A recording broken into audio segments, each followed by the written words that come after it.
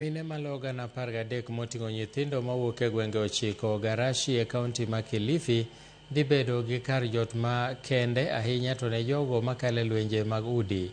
Kar jot no misiro kod riwruok mar Action Aid Kenya kod jodak ma Garashi chiwo puonj, hocho kod tiegruok kanyakla kod kar yweyo kuom kinde ni mamine oringo lwenje mag udi mondo mi giyud kaka giresore.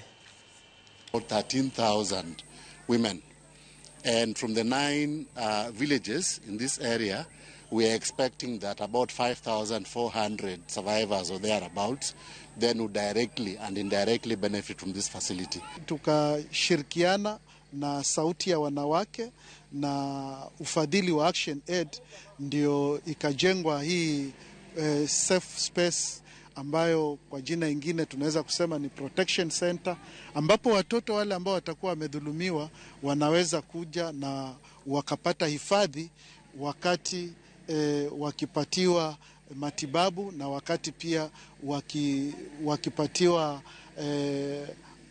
counseling. Kunao watoto wa jinsia ya kiume huwa wanaathirika, ijapo kuwa idadi yao si juu sana kama wa kike, lakini wapo. Hata sasa hivi kule Rescue Center ambayo ni Pope Francis, kunao vijana ambao tuliweza kuwapeleka pale, watoto wadogo wa umri wa miaka 10 kwenda chini, ambao bado kesi zao zinaendelea.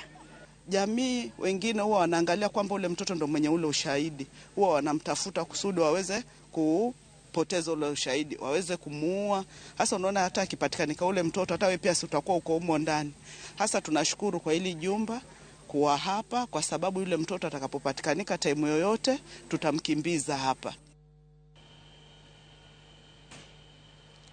Piny mar Amerika oyango ni gidhirango kendo chal mar